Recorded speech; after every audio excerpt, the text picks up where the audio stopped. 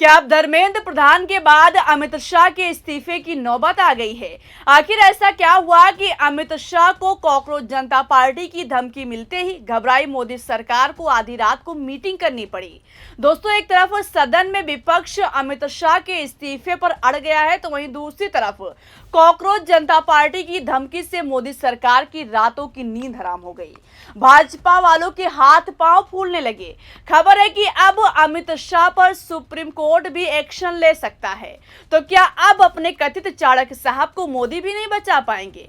आखिर रात में मोदी सरकार को क्यों कॉकरोच जनता पार्टी को सबूत देने की नौबत आई है, बताएंगे आपको। लेकिन उससे पहले सीजेपी प्रवक्ता आशुतोष राका के इस अल्टीमेटम को सुनिए, जिसने पूरी मोदी सरकार की नींद हराम कर दी है और एक बार फिर कॉकरोच जनता पार्टी के सामने झुकना पड़ा। कल तक ये रिटर्न सरकार की तरफ से नहीं आता है और जितने भी अलग अलग राज्यों में छात्रों को, युवाओं को, प्रोटेस्टर्स को अरेस्ट किया गया है या डिटेन किया गया है, उन्हें रिलीज नहीं किया जाता है, तो कॉकरोच जनता पार्टी फिर से प्रोटेस्ट करने को मजबूर होगी। इधर कॉकरोच जनता पार्टी ने अल्टीमेटम दिया और उधर मोदी सरकार के हाथ पांव ऐसे फूलने लगे कि तुरंत सीजेपी को मिलने के लिए बुला लिया और रात में ही दोनों के बीच मीटिंग हुई। पहली बार मोदी और शाह का ऐसी पार्टी से पाला पड़ा है जो सरकार की लंका लगा रही है।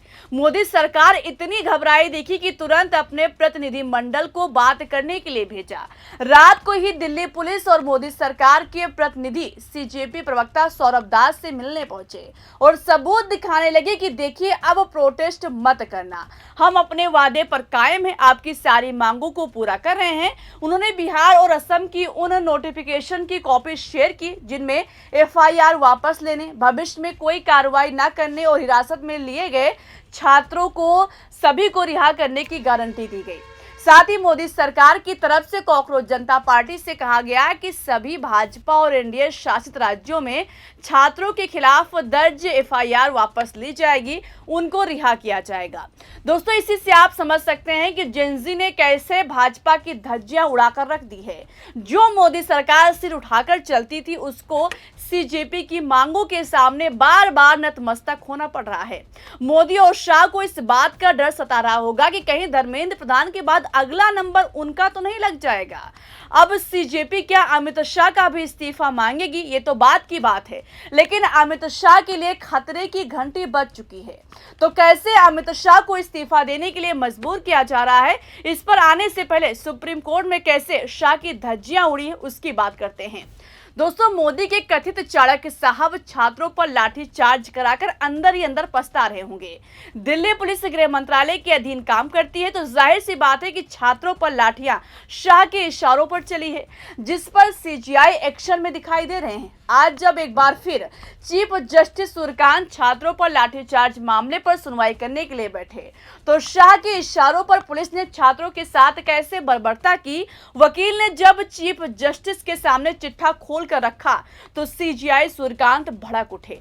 सीनियर एडवोकेट शादान फरासत ने सुप्रीम कोर्ट को बताया कि छात्रों को इस हद तक टारगेट किया गया कि जंतर मंतर ही नहीं, प्रदर्शनकारियों को कनॉट प्लेस में भी पीटा गया। हालांकि मोदी सरकार की तरफ से दोस्तों पेश सॉलिसिटर जनरल तुषार मेहता बचाव में उतरे और सफाई देने लगे कि इस मामले में करीब 225 पुलिसकर्मी भी घायल हुए हैं।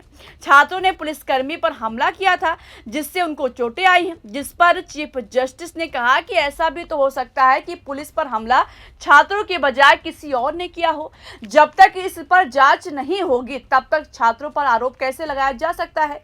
यानी दोस्तों, मोदी सरकार की तरफ से छात्रों पर आरोप मढ़ने की लाख कोशिश की गई, लेकिन चीफ जस्टिस के सामने दाल नहीं गल पाई।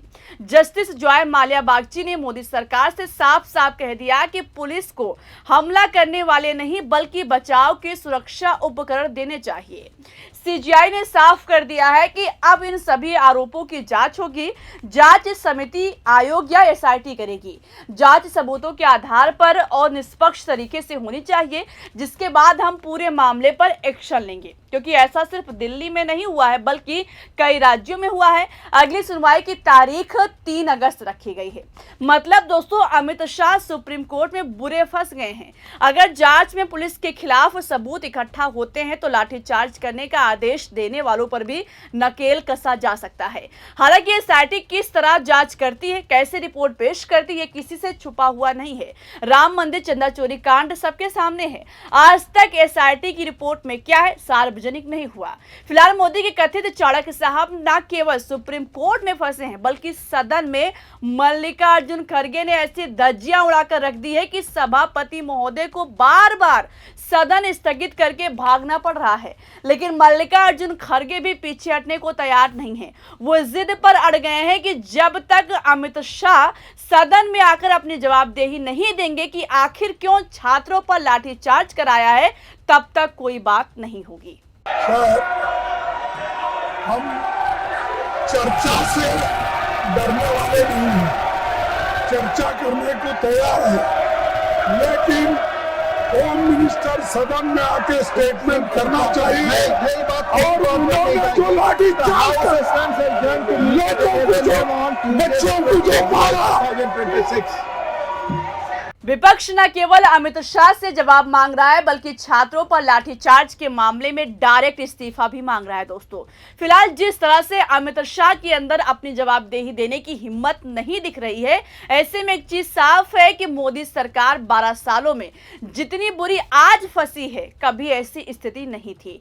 पूरी सरकार की नींद हराम हो चुकी है। एक तरफ सीजेपी के सामने बार बार नतमस्तक होना पड़ रहा है, तो वहीं दूसरी तरफ विपक्ष सदन में शाह को रहा है। और तो और अब जिस तरह से सीजीआई सूर्यकांत भी एक्शन में दिखाई दे रहे हैं, ऐसे में क्या मोदी अपने कथित चाणक्य साहब को बचा पाएंगे या फिर धर्मेंद्र प्रधान वाला हाल शाह का भी होगा? दोस्तों, इस पर आपको क्या लगता है, अपनी राय बताइएगा। अभी के लिए इस खबर में बस इतना ही। वीडियो को लाइक और शेयर कीजिएगा। देखते रहिए 4 PM। नमस्कार।